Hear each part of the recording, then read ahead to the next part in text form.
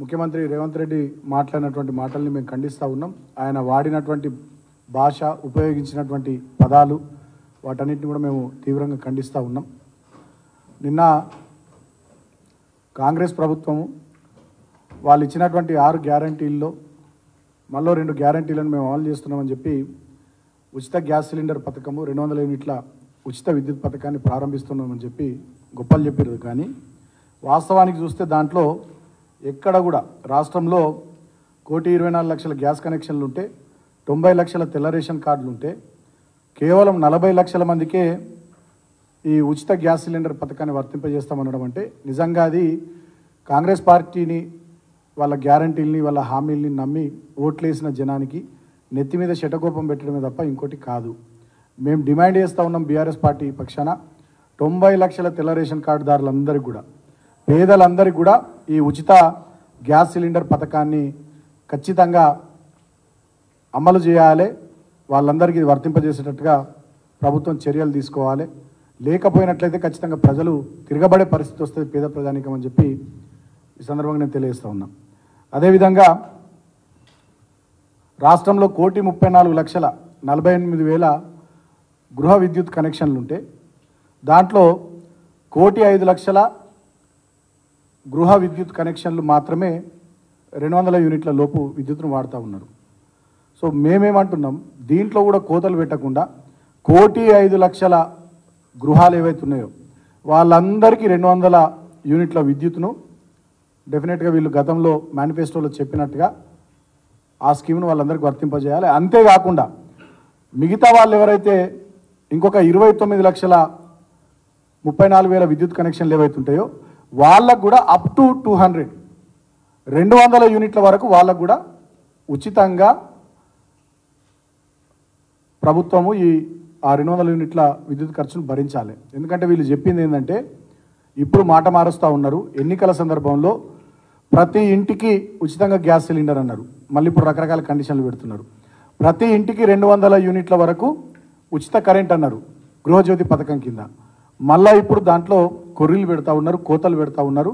కాబట్టి ఇది కరెక్ట్ కాదు. ఎట్టి పరిస్థితుల్లో మీరు రకరకాల ఆంక్షలు పెట్టి మసిపూసి మారేడికాయ చేసే ప్రయత్నం ఏదైతే చేస్తూ ఉన్నారో, ప్రజల్ని మభ్యపెట్టే ప్రయత్నం ఏదైతే చేస్తూ ఉన్నారో, ప్రజల్ని మోసగించే ప్రయత్నం ఏదైతే చేస్తూ ఉన్నారో డెఫినెట్గా దాన్ని ప్రజలందరూ గమనిస్తున్నారు. బేషరతుగా మీరు గతంలో ఎన్నికల సందర్భంలో చెప్పినట్టుగా అందరికీ దీన్ని వర్తింపజేయాల్సిందిగా మేము బీఆర్ఎస్ పార్టీ పక్షాన డిమాండ్ చేస్తూ ఉన్నాం. అంతేకాకుండా నిన్న ముఖ్యమంత్రి రేవంత్ రెడ్డి మాట్లాడతాడు, ఆయన సవాల్ విసురుతాడు. సో నేను అడుగుతా ఉన్నా, సవాల్ విసిరే అర్హత మీకుందా? గతంలో కొడంగల్లో అసెంబ్లీ ఎన్నికల్లో కొడంగల్ అసెంబ్లీ సీటుకు మీరు పోటీ చేసినప్పుడు ఆనాడు ఎమ్మెల్యేగా ఓడిపోతే రాజకీయ సన్యాసం తీసుకుంటున్నావు. ఎమ్మెల్యేగా ఓడిపోయిన వెంటనే మళ్ళీ మల్కాజ్గిరి ఎంపీకి పోటీ చేసినాం 3 నెలలు తిరగకముందే. అదేవిధంగా జిహెచ్ఎంసీ ఎన్నికల్లో మా ప్రభుత్వం వచ్చిన కొత్తలో జరిగినటువంటి జిహెచ్ఎంసీ ఎన్నికల్లో ఆనాడు బీఆర్ఎస్ పార్టీ సొంతంగా మేయర్ స్థానాన్ని కైవసం చేసుకుంటే రాజకీయ సన్యాసం అన్నావు. బీఆర్ఎస్ పార్టీ ఆనాడు 99 సీట్లు సాధించి మా మిత్రపక్షం మజ్లీస్ పార్టీతో కలుపుకొని బ్రహ్మాండంగా ఆనాడు మేము మేయర్, డిప్యూటీ మేయర్ స్థానాల్ని కైవసం చేసుకున్నాం. మళ్ళా నువ్వు మాట తప్పినావు. ఏదో ఎన్నికలలో మస్తు మాట్లాడతాం, గవాన్ని పట్టించుకుంటారు, ఎన్నికల సందర్భంలో మాట్లాడే మాటలని మళ్ళా నువ్వు మాట తప్పినావు. కాబట్టి అటువంటి నీకు సవాల్ చేసే అర్హత లేదు. అయినప్పటికీ నువ్వు నిన్న సవాల్ చేసినావు కాబట్టి కేటీఆర్ గారిని ఇవాళ మేము సవాల్ చేస్తూ ఉన్నాం. మీకు దమ్ముంటే మీ రాహుల్ గాంధీ గారిని ప్రధానమంత్రి అభ్యర్థిగా ప్రకటించుకొని 543 సీట్లున్న లోక్సభలో ఈ భారతదేశంలో మ్యాజిక్ ఫిగర్ 270 సీట్లు కదా, దమ్ముంటే ఆ 272 సీట్లు మ్యాజిక్ ఫిగర్ దాటేటట్టుగా కాంగ్రెస్ పార్టీ మీ రాహుల్ గాంధీ గారిని ప్రధానమంత్రి అభ్యర్థిగా ప్రకటించుకొని ఎన్నికలకు పోవాల్సిందిగా నేను సవాల్ చేస్తూ ఉన్నా. ఎట్లయితే మా కేటీఆర్ గారు మొన్న అన్నారో రేవంత్ రెడ్డిని ముఖ్యమంత్రి అభ్యర్థిగా ముందే ప్రకటిస్తే 30 సీట్లు కూడా రావని అన్నారు. రాహుల్ గాంధీ గారిని ప్రధానమంత్రి అభ్యర్థిగా ప్రకటిస్తే మీకు ప్రధాన ప్రతిపక్ష హోదా కూడా దక్కదు. 55 సీట్లు రావాలి ఎల్ఓపికి లోక్సభలో, ప్రధాన ప్రతిపక్ష హోదా కూడా దక్కదు. మీకు దమ్ముంటే మేము సవాల్ చేస్తూ ఉన్నాం, రాహుల్ గాంధీ గారిని ప్రధానమంత్రి అభ్యర్థిగా ప్రకటించుకొని మీరు లోక్సభ ఎన్నికల్లో కాంగ్రెస్ పార్టీ పోటీ చేయాలి. పోటీ చేసి సొంతంగా మీరు ప్రభుత్వాన్ని ఏర్పాటు చేసే సీట్లను సాధించాలి, మీకు ఆ దమ్ముందా రాహుల్ గాంధీ గారిని ప్రధానమంత్రి అభ్యర్థిగా ప్రకటించుకొని పోటీ చేసే ముఖం ఉందా మీకు అని చెప్పి నేను రేవంత్ రెడ్డిని సవాల్ చేస్తూ ఉన్నా. నువ్వు ఏ పార్టీ మీద సవాల్ చేస్తూ ఉన్నావు? తెలంగాణను తెచ్చిన పార్టీ, తెచ్చిన తెలంగాణలో 2 సార్లు అధికారాన్ని చేజిక్కించుకొని బ్రహ్మాండంగా ప్రజల కోసం పనిచేసిన పార్టీ. అటువంటి పార్టీ మీద, అటువంటి నాయకుని మీద నువ్వు సవాల్ చేసే ముందు 1-2 సార్లు ఆలోచించుకోవాలని చెప్పి నేను రేవంత్ రెడ్డికి హితవు పలుకుతా ఉన్నా. ఆయన మాట్లాడితే ఏమంటాడు? మేము మంచి పనులు చేస్తున్నాం, మమ్మల్ని ఓడతలేరు అంటాడు. అసలు నువ్వు ఏడ మంచి పని చేస్తున్నావు? మొత్తం అబద్ధాల పనులు, భూతు పురాణాలు, ఇది తప్ప మంచి పనులు ఎక్కడ ఉన్నాయి నీ దగ్గర?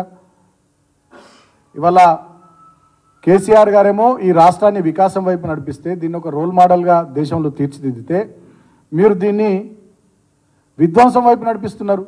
ఇవాళ కాళేశ్వరం ప్రాజెక్టు, మేడిగడ్డ బరాజు 3 పిల్లర్లు కుంగిపోతే వాటిని పునరుద్ధరించి ఈ ఏసంగి పంటకు నీళ్ళు ఇవ్వాల్సినటువంటి మీరు నీళ్ళు ఇవ్వకుండా ఇవాళ వచ్చే జూన్ నాటికి గోదావరిలో ప్రాణహితలో వరద రావాలి, ఆ మేడిగడ్డ ప్రాజెక్టు కొట్టుకపోవాలనేటటువంటి కుట్ర చేస్తున్నది వాస్తవం కాదా? మొన్న అసెంబ్లీ సమావేశాల్లో మీ ఒక ఎమ్మెల్యే అసెంబ్లీలో లేచి నిలబడి ఏం మాట్లాడతారు? ఆయనకు అవకాశం వస్తే మిషన్ భగీరథ ప్రాజెక్టే తప్పు అని మాట్లాడతారు. ఇవాళ విద్యుత్ ప్రాజెక్టుల విషయంలో మీరు, మీ మంత్రులు, మీ ఎమ్మెల్యేలు అందరూ కూడా అబద్ధాలు, దుష్ప్రచారాలు చేస్తూ ఉన్నారు. అంటే ఇవాళ తెలంగాణ 10 సంవత్సరాల్లో సాధించిన ప్రగతి మీద, తెలంగాణ రాష్ట్రం ఎదుగుదల మీద ఇవాళ మీరు విషం కక్కుతూ ఉన్నారు. మిమ్మల్ని ఎట్లా ఓడుతారు? చేస్తున్నదంతా దుష్ప్రచారం, కక్కుతున్నదంతా విషయం, మళ్ళీ మిమ్మల్ని మేము ఓడాలని మాట్లాడుతున్నారు. ఏదైనా ఒక మంచి పని చేస్తే ఓడుతాం కదా. ఏం మంచి పని చేశారు మీరు? ఒక్కటంటే ఒకటి మంచి పని చేసిరా? మీరు అధికారంలోకి వచ్చినాక కృష్ణానది మీద కట్టిన ప్రాజెక్టులను కేంద్ర ప్రభుత్వానికి అప్పచెప్పుడు అందుకు మిమ్మల్ని ఓడాలా? 17 లక్షల ఎకరాల ఆయకట్టును స్థిరీకరించి దాదాపు కొత్తగా 1,00,000 ఎకరాలకు నీళ్ళు ఇచ్చి 22 జిల్లాల్లో బ్రహ్మాండంగా అద్భుతంగా పంటలు పండించి తెలంగాణ దేశానికి అన్నం పెట్టే స్థాయికి ఎదగడానికి కారణమైనటువంటి కాళేశ్వరం ప్రాజెక్టును మీరు పక్కన పెట్టి దాంట్లో మేడిగడ్డ బ్యారేజ్ కొట్టుకపోవాలని చెప్పి కుట్రలు చేస్తున్నందుకు మిమ్మల్ని పొగడాలా? 13 రాష్ట్రాల వాళ్ళు ఇక్కడికి వచ్చి తెలంగాణలో మిషన్ భగీరథ ప్రాజెక్టును చూసి వాళ్ళ రాష్ట్రాల్లో ఇంప్లిమెంట్ చేసే ప్రయత్నాలు చేస్తే అటువంటి ప్రాజెక్టును అసెంబ్లీ వేదికగా మీరు తప్పుపడుతూ అసలు ఆ ప్రాజెక్టే తప్పు అని చెప్పి మీరు మాట్లాడుతున్నందుకు మిమ్మల్ని ఓడాలా? ఎందుకు ఓడాలి? మిమ్మల్ని మీరు ఏం చేసిరని ఓడాలి? 2000 పెన్షన్ 4000 చేసినందుకు ఓడాలా? చేసిరా? చేస్తామన్నారు. ప్రతి మహిళకు 2500 ఇస్తామన్నారు. 2 లక్షల ఉద్యోగాల జాబ్ క్యాలెండర్ ఇస్తామన్నారు. యువకులకు నిరుద్యోగ భృతి ఇస్తామన్నారు. మెగా డిఎస్సి అన్నారు మొదటి క్యాబినెట్లోనే. 2 లక్షల రుణమాఫీ ఇందిరమ్మ రాజ్యంలో డిసెంబర్ 9వ తారీఖు తర్వాత అన్నారు. రైతు భరోసా కింద 15,000 ఇస్తామన్నారు. కౌలు రైతులకు కూడా ఇస్తామన్నారు. ఒక్కటంటే ఒక్కటి మీరు ఇచ్చినటువంటి మాట మీద లేకుండా, మీరు ఇచ్చినటువంటి హామీని నిలబెట్టుకునే ప్రయత్నం చేయకుండా ఇంకా నిస్సిగ్గుగా భూతు పురాణాలు, అబద్ధపు ప్రచారాలతోని ఎదురుదాడి చేసే, అంటే ఇంకా మీరు పాలకపక్షం అనేటటువంటిది మర్చిపోయి ప్రతిపక్షం అనేటటువంటి భావనలోనే ఉన్నారేమో అనిపిస్తుంది రేవంత్ రెడ్డిని చూస్తే. ఇంకోటి కూడా చాలా స్పష్టంగా అర్థమవుతుంది ఏంటంటే, ప్రజల దృష్టిని మరల్చే కుట్ర చేస్తూ ఉన్నాడు రేవంత్ రెడ్డి. ఆయన ఇచ్చినటువంటి, కాంగ్రెస్ పార్టీ ఇచ్చినటువంటి 420 హామీలు కానీ 6 గ్యారంటీల మీద ప్రజల్లో, తెలంగాణ సమాజంలో చర్చ జరగకుండా ఇక ఈ భూతు పురాణాల దిక్కు తిప్పుతా ఉన్నాడు. అబద్ధపు ప్రచారాలు, భూతు పురాణాల వైపు, అడ్డగోలు సవాళ్ళ వైపు, ఇష్టం వచ్చినట్టుగా మాట్లాడే వైపు అటెన్షన్ అంతా డైవర్ట్ చేస్తూ ఉన్నాడు. పైన ఢిల్లీలో మోడీ ఉంటే ఇక్కడ ఏడీ వచ్చిండు. ఈ రేవంత్ రెడ్డి అనేటటువంటి వ్యక్తి మొత్తం ఏడీగా మారిపోయిండు. Attention diversion.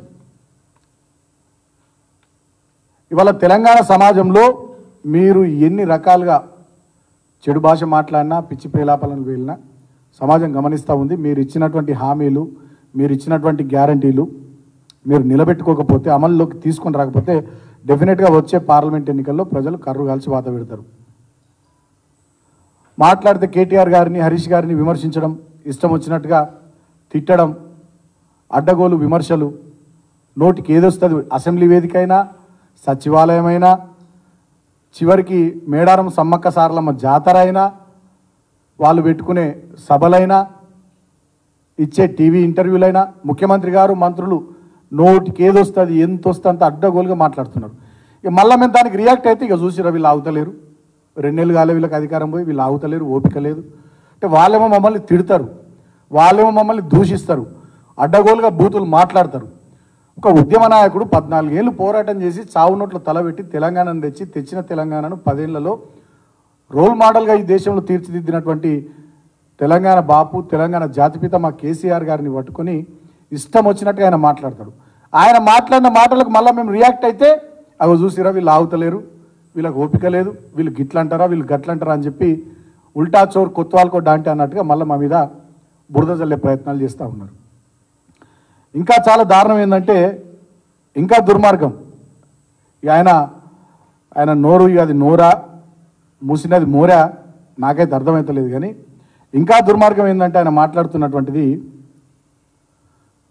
ప్రభుత్వాన్ని ఎవరు వడగొడతారు, ఎవడనండి ప్రభుత్వాన్ని వడగొడతాను ఎవడన్నా అన్నాడా? ఇప్పుడు మీ వాళ్ళనే 10 గుంపులు ఉన్నాయి, 10 గ్రూపులు ఉన్నాయి, నువ్వో గుంపు మేస్త్రి, నీళ్ళకి ఇంకో 9-10 మంది గుంపు మేస్త్రీలు ఉన్నారు. దాంట్లో ఎవరేం చేసుకుంటారో మాకేం సంబంధం? మేము నీ ప్రభుత్వం పడిపోవాలని మేము కోరుకుంటలే, నువ్వు 5 ఏళ్ళు ఉండాలి, నువ్వు ఇచ్చినటువంటి హామీ ప్రతిదీ నిలబెట్టుకునే ప్రయత్నం నువ్వు చేసే క్రమంలో నువ్వు బొక్కబోర్ల పడతావు ఖచ్చితంగా, మాకు ఆ విషయం తెలుసు.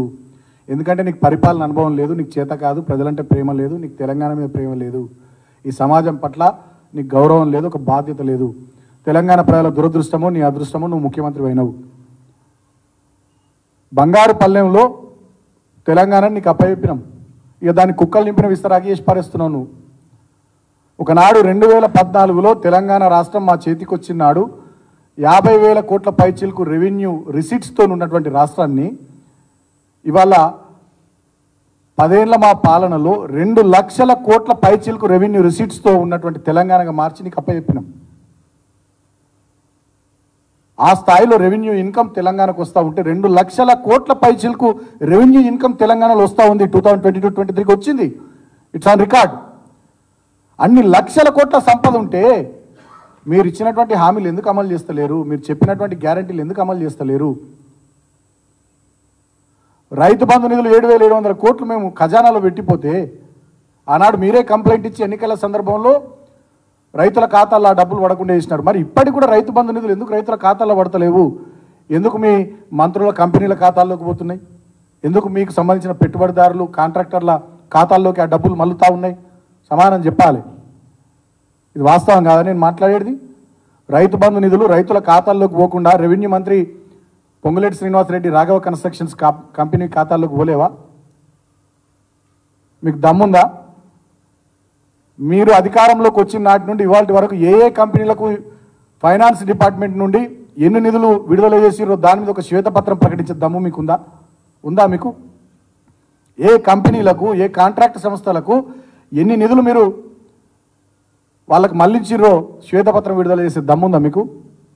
అడ్డగోలుగా మీ అనుయాయులకు మీ అవసరాలకు పనికొచ్చేటటువంటి వాళ్ళందరూ కూడా రైతుల ఖాతాల్లోకి పోవాల్సినటువంటి డబ్బులు, పెన్షన్దారుల ఖాతాల్లోకి పోవాల్సినటువంటి డబ్బులు, మహిళల ఖాతాల్లోకి పోవాల్సినటువంటి డబ్బులన్నింటినీ వాళ్ళ ఖాతాల్లోకి మలిపినటువంటి మీరు ఇవాళ మమ్మల్ని ఓడుతలేరు. ఎందుకు ఓడాలి? మిమ్మల్ని ఏం ఘనకార్యం సాధించడానికి మిమ్మల్ని ఓడాలి?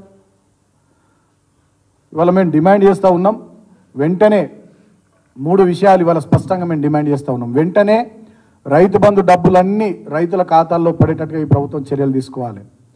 వెంటనే మేడిగడ్డ బారాజుకు సంబంధించి కుంగిన 3 పిల్లర్లను మరమ్మతులు, కాపర్ డ్యామ్ నిర్మించి వాటిని వెంటనే మరమ్మతులు పూర్తి చేయాలి. పూర్తి చేయకపోయినట్టయితే డెఫినెట్గా ఖచ్చితంగా ఇది కాళేశ్వరం ప్రాజెక్టుపై కాంగ్రెస్ పార్టీ కుట్రగానే తెలంగాణ సమాజం తెలంగాణ రైతాంగం భావిస్తుందని చెప్పి నేను తెలియజేస్తూ ఉన్నా.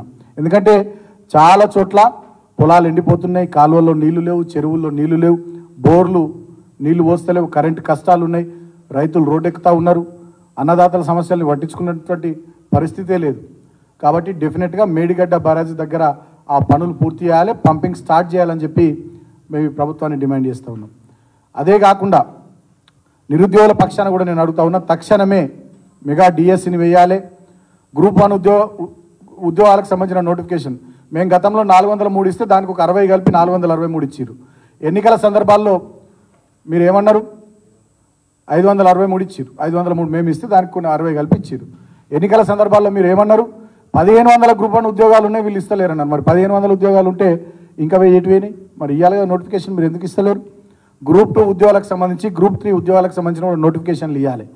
నిరుద్యోగ వృత్తిని కూడా వెంటనే విడుదల చేయాలి, యువకుల ఖాతాల్లో నిరుద్యోగుల ఖాతాల్లో డబ్బులు జమ చేయాలని చెప్పి నేను ఈ ప్రభుత్వాన్ని రేవంత్ రెడ్డిని ముఖ్యంగా డిమాండ్ చేస్తూ ఉన్నా.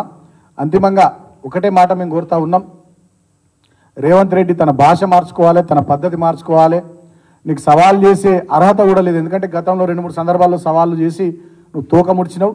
ఇవాళ మేము సవాల్ చేస్తూ ఉన్నాం, మా సవాల్ను స్వీకరించు. బీఆర్ఎస్ పార్టీ పక్షాన మేము సవాల్ చేస్తూ ఉన్నాం. దమ్ముంటే మీ రాహుల్ గాంధీని ప్రధానమంత్రి అభ్యర్థిగా ప్రకటించుకొని మీరు 543 లోక్సభ స్థానాలున్న ఈ భారతదేశంలో 272 లోక్సభ స్థానాలు సొంతంగా కాంగ్రెస్ పార్టీ గెలుచుకోవాలని చెప్పి మేము సవాల్ చేస్తూ ఉన్నాం. దమ్ముంటే మా సవాల్ను స్వీకరించు, మీ రాహుల్ గాంధీని ప్రధానమంత్రి అభ్యర్థిగా ప్రకటించు. మీకు 40 సీట్లు కూడా రావు.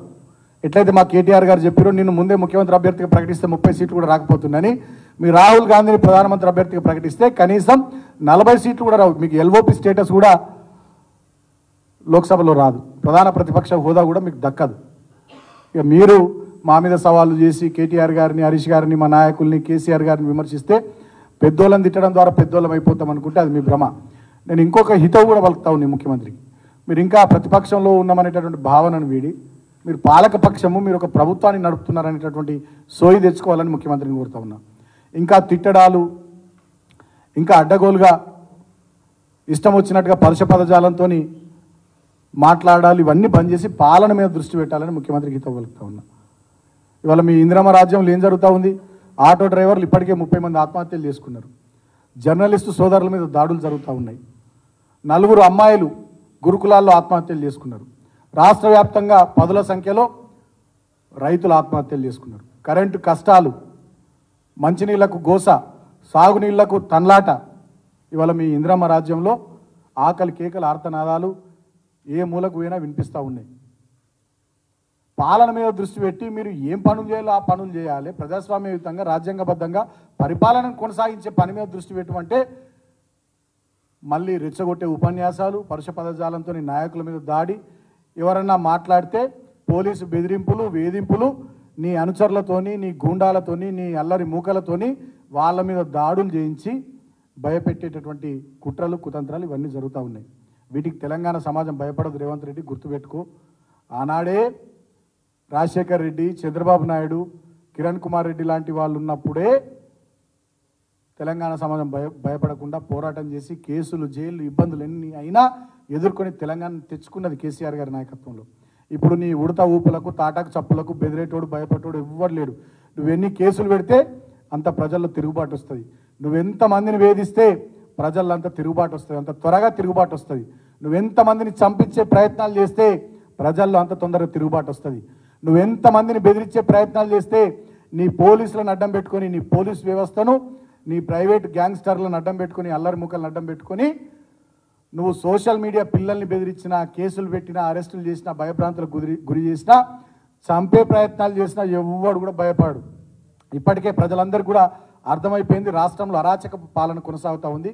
ఈ అరాచకపు పాలన డెఫినెట్గా దీని అంతానికి ప్రజలు నడుము బిగించే రోజు వస్తుంది, పిడికిలెత్తే రోజు వస్తుంది. ఎందుకంటే తెలంగాణ ఇది తిరగబడుతుంది, మరలబడుతుంది. దీనికి ఉన్నటువంటి నేపథ్యం అటువంటిది. నీకు నువ్వు అనుకుంటున్నావు కావచ్చు, ఇక నేను ముఖ్యమంత్రినైనా నాకు ఎదురు లేదు, తిరుగులేదు. ఏదో ఇక నేను ఇందాక అన్నట్టుగా తెలంగాణ ప్రజల దురదృష్టమో, నీ అదృష్టమో, ఇక కాంగ్రెస్ పార్టీ కేసీ వేణుగోపాల్కు నువ్వేం చెప్పినావో, మీ హైకమాండ్కి ఏం చెప్పినావో, ఎట్లనో అట్లా నువ్వు ముఖ్యమంత్రి అయినావు. కానీ చరిత్రలో ఒక ముఖ్యమంత్రిగానే నీకు స్థానం ఉంటుంది తప్ప ఒక ప్రజానాయకుడిగా, ఒక అద్భుతమైనటువంటి పరిపాలకుడిగా నీకు చోటు ఉండదు. ఎందుకంటే నువ్వు చేస్తున్నటువంటి పనులు ఈ 2.5 నెలల్లో ప్రజల కళ్ళ ముందర ఉన్నాయి. ఇదే ఉమ్మడి ఆంధ్రప్రదేశ్లో ఒక ఎన్టీ రామారావు అద్భుతంగా పరిపాలన కొనసాగించిండు, ఎన్నో సంస్కరణలు తీసుకొచ్చిండు, తనదైన ముద్ర సమాజం మీద వేసిండు. రాజశేఖర్ రెడ్డి గారు డెఫినెట్గా ఆయన కూడా ప్రజలకు ఎన్నో సంక్షేమ కార్యక్రమాలు పెట్టి, అభివృద్ధి కార్యక్రమాలు పెట్టి ఒక ముఖ్యమంత్రిగా ఆయన కూడా తనదైన ముద్ర వేసిండు. కేసీఆర్ గారు 10 సంవత్సరాలు ఏకదాటిగా తెలంగాణను పరిపాలించిండు, తెలంగాణను తెచ్చిన నాయకుడు. ఇవాళ ఆయన తెలంగాణ బాపుగా తెలంగాణ ప్రజల మన్ననలు పొందిండు. బ్రహ్మాండంగా సంక్షేమం, అభివృద్ధిలో దేశంలో ఇట్లా పని చేసుకోవచ్చు, ఇట్లా పథకాలు పెట్టవచ్చు, ఇట్లా అభివృద్ధిని వేగంగా ఉరుకులు పరుగులు పెట్టియొచ్చు అని చెప్పి దేశానికి దిక్సూచిగా ఆయన పాలన నిలబడ్డది. ఆయనది ఒక ముద్ర. కిరణ్ కుమార్ రెడ్డి కూడా ముఖ్యమంత్రి ఉండే, రోషయ్య కూడా ముఖ్యమంత్రి ఉండే, ఇంకా చాలామంది నాకు పేర్లు తెలియని వాళ్ళు ఉమ్మడి ఆంధ్రప్రదేశ్లో చాలామంది ముఖ్యమంత్రులు ఉండే. ఆ కోవలో నువ్వు ఒక ముఖ్యమంత్రిగా మిగిలిపోతావు తప్ప ఒక ప్రజానాయకుడిగా ఒక గొప్ప పరిపాలకుడిగా నువ్వు చరిత్రలో నిలబడలేవు. నువ్వు చరిత్రలో ఆ స్థాయికి రావాలంటే ఓపిక తెచ్చుకోవాలి, సహనం తెచ్చుకోవాలి. నువ్వు ముఖ్యమంత్రి, ప్రభుత్వ అధినేత అనే విషయాన్ని గుర్తుపెట్టుకోవాలి. పాలన మీద శ్రద్ధ పెట్టి ఈ వెనకటి ఎమర్జెన్సీ రోజుల్ని తెలంగాణలో ఇప్పుడు ఏవైతే నువ్వు నడిపిస్తూ ఉన్నావో ఇందిరమ్మ రాజ్యంలో అవన్నిటిని బంద్ చేసి పాలన మీద శ్రద్ధ పెట్టి ప్రజలకు ఇచ్చినటువంటి హామీలు, గ్యారంటీలను నిలబెట్టుకునే దిశగా ప్రయత్నం చేస్తే నీకేమైనా భవిష్యత్తులో మంచి పేరు వస్తుంది. అప్పుడు ఎవరైనా నిన్ను పొగుడతారు. ఇక ఇప్పుడు మైక్ దొరకగా నన్ను ఎవరు పొగుడతలేరు, ఎవరు ఎందుకు పొగుడతారు నిన్ను? కాబట్టి ఆ దిశగా ముఖ్యమంత్రి ఆలోచన చేయాలని చెప్పి నేను హితవు పలుకుతా ఉన్నాను. Thank you.